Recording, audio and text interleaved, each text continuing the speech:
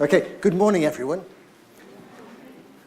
I'm responsible for research and teacher development at CUP.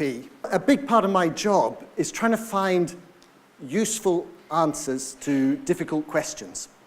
And those answers need to be based on research, and they need to be useful to my colleagues who are designing and developing new courses. And those questions could be anything. They could be questions like, how do we know what's most effective in building students' confidence in speaking skills, speaking English? Or when is it that mobiles in the classroom are helpful to children learning? So it's those kind of questions, and we go and do research. Now, some of the questions we've been getting recently have been, there's a lot of stuff about life skills. Can you tell us what exactly are life skills, and how do we integrate them into the classroom, or into the English language program? So we get that question, and we start to investigate what are life skills, what are they really, and how do we integrate them into our English language program?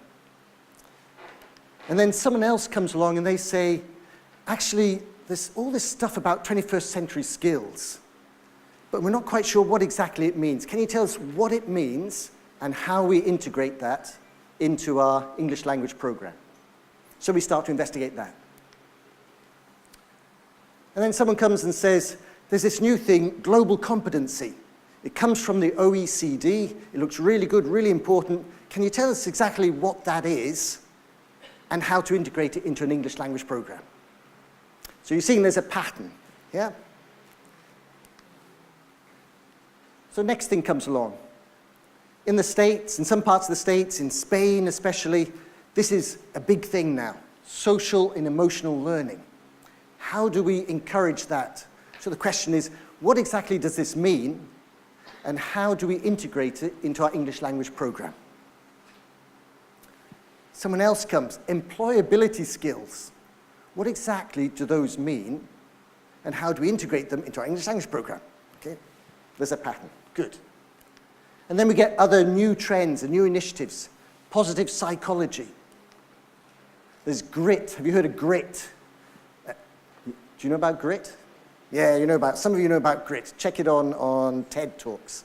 Resilience, perseverance. There's a big movement around the whole child, integrated learning around all aspects of the child's development. There's another one which is popular in some parts of the US, most likely to succeed. Another one that's become very popular now, growth mindset. So you see all these, and people are asking us, what do they mean? So at this point, we're saying, hold on, this is really confusing. We can sense that these things are related. You can see that they're all talking about similar things, but they're using different language, they're using different terminology, and they're focused on different types of students, or they're trying to solve different problems. So how can we make sense of all this? What we felt was we need to dig down and try and understand what's underneath all this, and try and create a common language for describing all these initiatives, all these trends, so that we can use that language to describe all of these and any new trends, new initiatives that come up. Really to make sense of this. It reminds me a little bit of the CFR, the Common European Framework of Reference. Before that was produced, we always used to struggle to describe what level our language skills were. We would talk about intermediate and advanced or fluent, and you had no idea what someone else meant. So in the same way, when we talk about these kind of skills, it's difficult to know what people mean because there isn't a framework of reference for it. So that's our challenge. So the first step was to think, what's behind all of these initiatives? What's driving them? And what's common to all of these initiatives is that they're talking about the world being a place where things are changing really fast. The world is changing fast, and is education keeping up with those changes? Are we still preparing people for a world that's disappearing, or are we preparing our students for future that they're going to encounter. And certainly we can see in all aspects of our lives, there's a lot of change. We can see the way we work is changing. The way that we learn is changing. The way that we connect and relate to other people, both people we know and people outside in society and the world generally. We can see the way that we define and develop ourselves as individuals is changing. And the question is our education system changing to keep up with that? And certainly there are aspects of our education system which are 100 years old or more. They are legacies, and are we really challenging some of those legacies? An interesting way to look at this is to look at the research that has been done into what employers are looking for. And of course, education is not just about preparing for employment, but it is a key part of understanding what society needs. Ability to work in a team structure. Ability to make decisions and solve problems. I won't read them all out.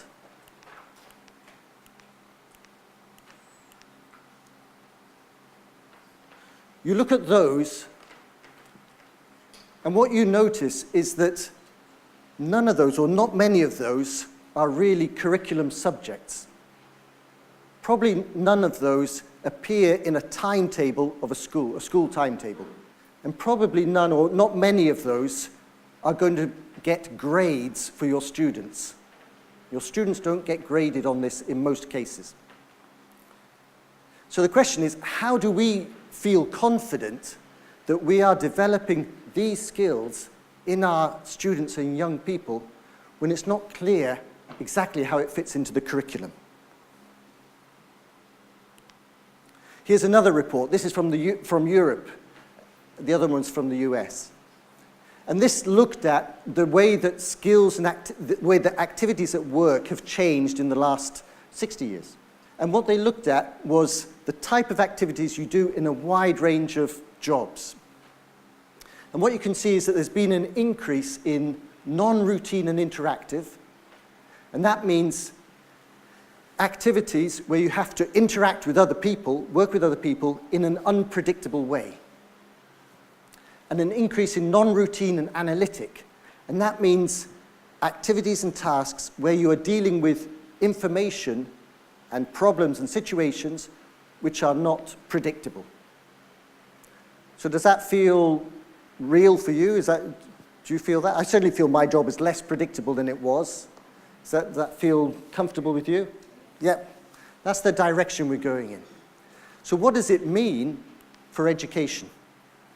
Well, one of the things that's clear is that education has to be more than just acquiring knowledge. That's not enough. First of all, that knowledge is changing. We don't really know what our students will need to know in 10 or 20 years from now. So we can't make that the objective of our education system. We also are facing a situation where there's increasing amounts of information and data coming at us.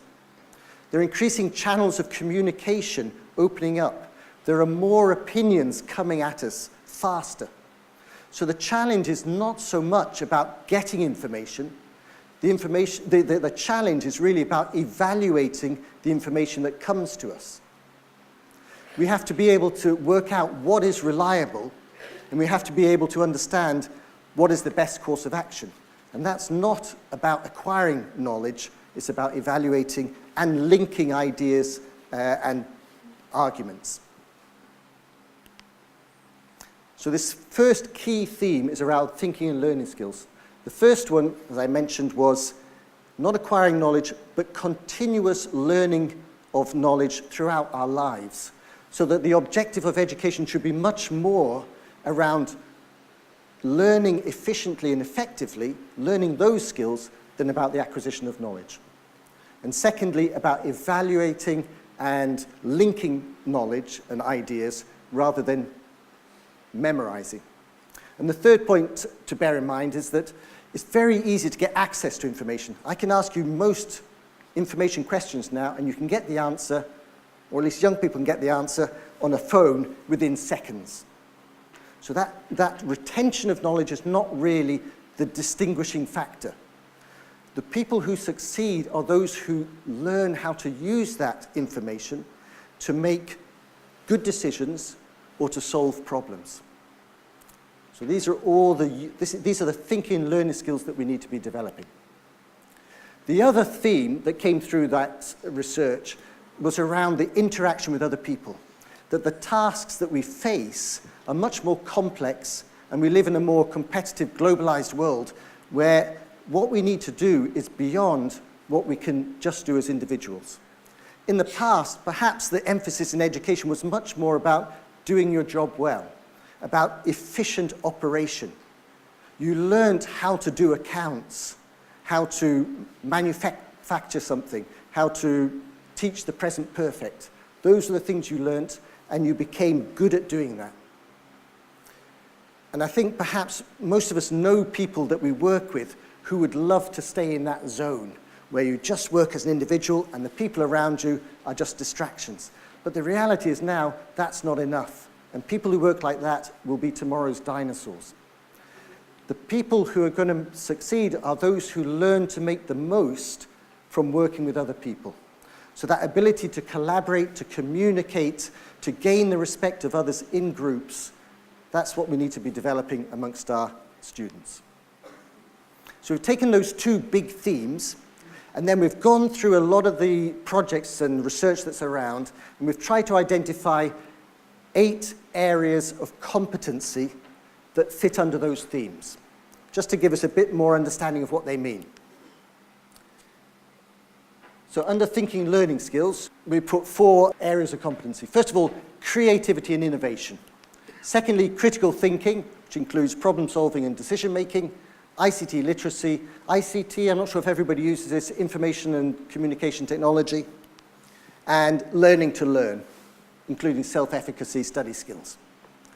And then under social skills, we've got communication, collaboration, emotional skills, and social responsibility, global competencies. So that gives us a kind of way of organizing our thoughts and ideas around this in a coherent way. But this in itself is not enough. This doesn't tell you what those mean. So the next stage was to dig a layer down and to try and identify the general competencies that sit within each of these areas. And again, going through the various projects and papers in this area, we've taken each of those areas and tried to break them down. So for example, creativity and innovation, we've identified 3 general competencies. First one is simply participating in creative activities.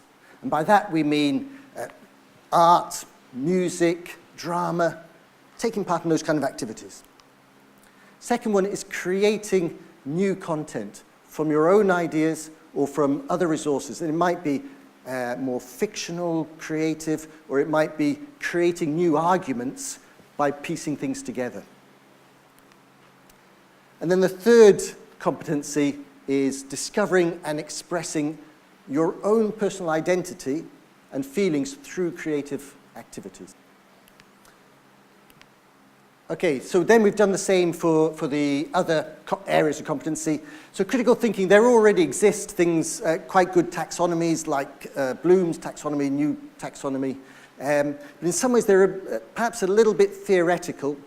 And what we were looking for were terms which would immediately resonate with teachers. Teachers would understand when they first see them. So we've got these 6 general competencies in that area.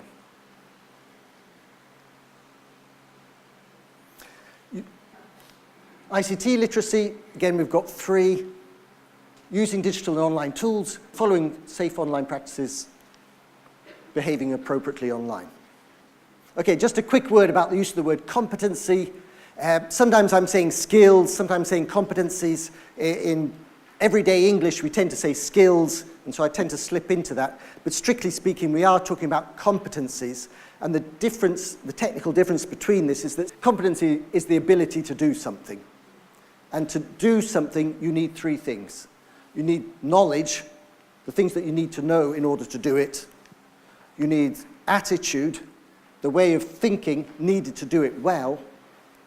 And you need skill, and that's the skill to do it well or fluently or confidently. If you think of skill in this model as being the thing that you get when you practice something. Okay, but what you've got now is a kind of framework which gives you the language to talk about the different competencies. But there's another dimension to this.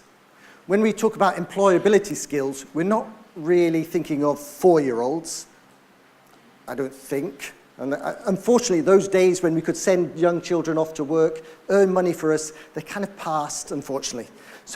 But there is an aspect where a 4-year-old who learns that they shouldn't speak when someone else is speaking is learning a similar competence to a young adult at work who is learning how to participate in a formal business meeting.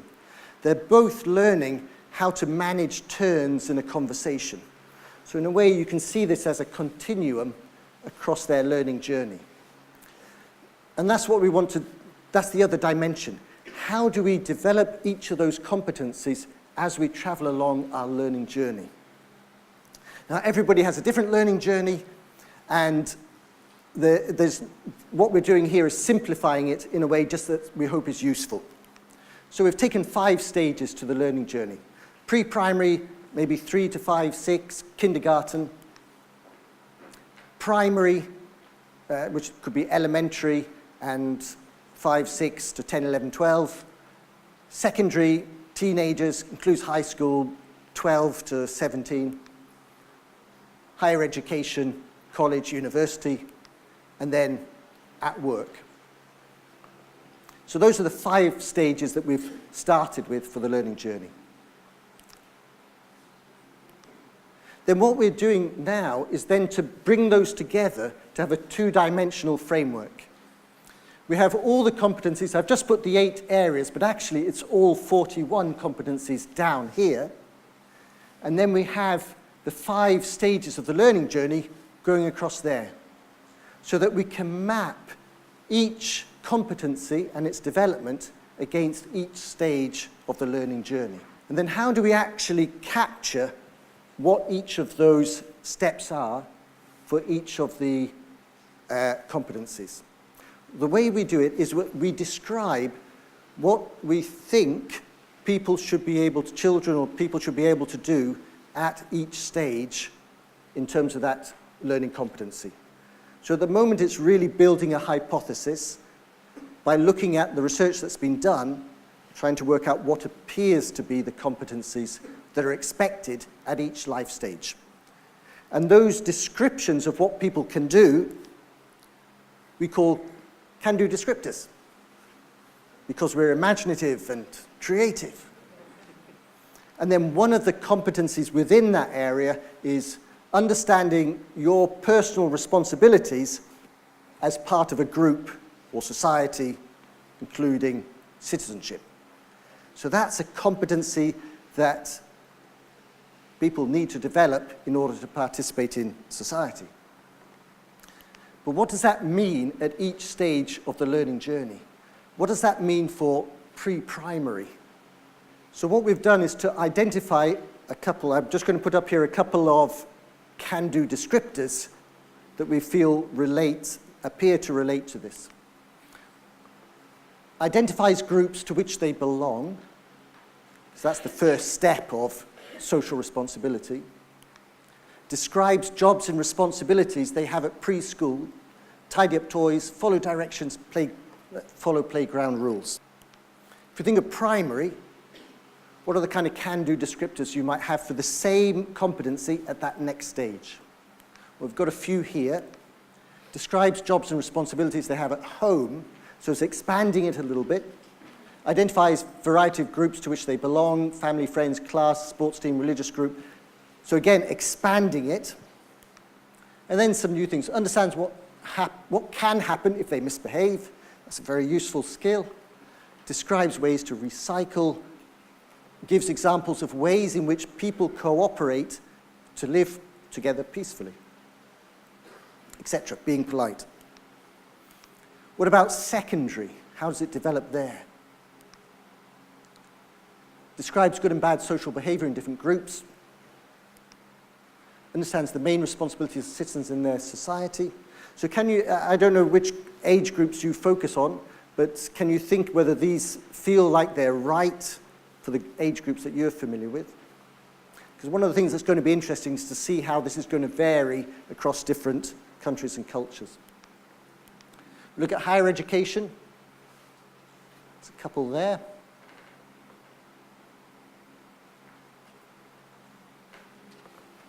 And then we look at workplace. Got a couple there.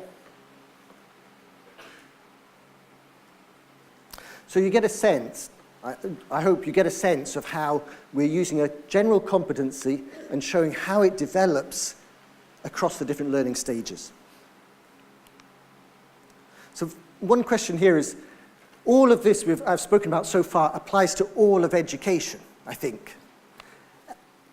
But why is it so often discussed in ELT? Well, I think one of the reasons is you start to think about the things you do in an ELT class or program. And I just started to write down some of the things that I think of when I think of what we do in ELT classrooms. You know, there's a lot of managing conversations, collaboration, understanding other people's perspectives. I think that these are things that a lot of us do, particularly in a communicative approach, already without even thinking about life competencies. So you can see there's a natural fit, and it's quite understandable why when people are looking at life competencies, life skills, they often think of the English language program as a place to start. Okay, what I'm going to do now is just to have a little look at some of the applications of this, how it might be useful to you in your work. So the first one is around curriculum. So if you are responsible for, you're involved in, or contributing to development of a curriculum, one of the things that you need to think about is what bits of learning are we going to put in which parts of the curriculum? And what I think is that this framework is going to help you identify what are the different areas that you want to include where. Because one of the important things to remember here is that no one is going to teach all of those skills. There's far too much there to say, okay, we're going to tick off everything in that framework. So every school education system has to make decisions. What are their priorities? What are they going to focus on? What are they going to include? And where are they going to include them? Excuse me. So the first thing is, the framework gives you a way of identifying the different areas of life skills and what your priorities are. And the second thing is, a part of a curriculum is to create learning outcomes. What do you expect people to be able to do at the end of each stage? And the Cando descriptors are kind of halfway there. They're giving you a head start on describing those learning outcomes.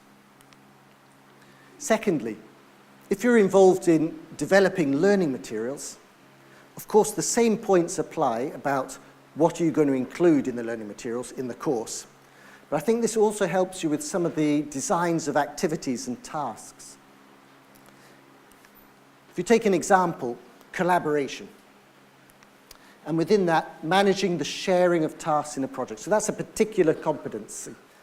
And then we look at some of the descriptors, Cando descriptors, of what that means for, in this case, secondary school students. That they participate with others to plan, organize, and carry out events. Work with others to plan and execute class projects. First one was events, second one projects. Ensures that work is fairly divided among members in group activities. Ensures that all members have a role in group activities. And I can imagine how you could use that to think about the tasks and activities that you're designing in your learning materials. So you start to think about those activities maybe around an event, organizing a trip or a party. They might be around class projects, producing a poster or a presentation. And then things like when you're designing the instructions around it, thinking about how you're going to guide people to develop these skills. So ensure that all members have a role in group activities. How do people actually go about that? In your task setup, you can give people the support and the guidance in order to develop the skill and the awareness of this aspect of their competence. And similarly, afterwards, when you're reflecting on how well the task went, thinking about the division and the fair division. So asking students to reflect, did you divide the tasks well and fairly in the class? Okay, third area, assessment. There's some work going on to introduce life competencies into formal assessments. If you're aware of PISA, they're trying to bring critical thinking skills into that. But for most of us, the most immediate use of this will be in teacher evaluations of students. So if you're a teacher and you want to be able to evaluate your students, I think you can use the Cando descriptors here in order to develop checklists and rubrics to describe what you expect of your students at each stage in different competencies. And then the last area around teacher development. So a lot of teachers are aware that they need to be developing these skills, but they may be struggling, as we're struggling, to understand what the competencies mean. So first of all, the framework gives them a language to talk about those competencies, and then the Cando descriptors give them a better understanding of what they should expect from their students, depending on the class of their students. Okay, so as I said, in a way, this is a hypothesis. This is a proposal that we're putting forward based on our analysis of what is out there at the moment. We want to validate that, to develop and validate that. And there's two aspects to that. The first one is we are identifying experts, research experts in each particular area to work with them on more detailed understanding of the research. But we also want to work together with educational practitioners, teachers and coordinators, trainers, heads of department, to get their understanding of how well this correlates with their own context, with their own students. So one of the things we're looking for are people to volunteer to join our community of research so that we can send out to you questionnaires, and those questionnaires will have open questions. What do you expect from your students in the area of collaboration, for example, at year 3? But there will also be ones where we turn it the other way around. We give you the Cando descriptor, and we ask you, at what age do you expect your students to reach this level? So if you agree to be part of that, you're not committing to anything lifelong. You know, we'll just send out questionnaires to you, and then you can help us when you have time. So if you're interested in engaging in this, email me, and I'll get back in contact with you. So now we've got a little bit of time now to just think about how this applies to you and your context. So the first question is, could this be useful to you? If so, how? What would make it more useful? And do you have any questions or comments? So first of all, the first question around, does this feel like it's useful, and how would you use it? Hi, I work in the context of adult ESL in the United States, and I was just telling Leon that it really parallels all the work we're doing with the college career readiness standards, and really thinking of it as the roadmap for curriculum development, regardless of whether you're teaching pre-literate adult learners, all the way through somebody who's getting ready to go on to college. So it's just imperative that these be the layer that you put on top of. So for curriculum development, and then also we're using it a lot with teacher education, helping teachers understand how to integrate these skills at all levels. And then it's happening K-12 as well, with the Common Core. So it's exciting to see the international trends. Yeah, I think so. And I think it's a good point that if you're working in a context where you have already a framework which is covering this, of course that becomes your priority. But this just gives you a way of talking to people in other contexts or outside of how to relate to that. We can move into the other questions about what would make it more useful. Is there other things? Yeah.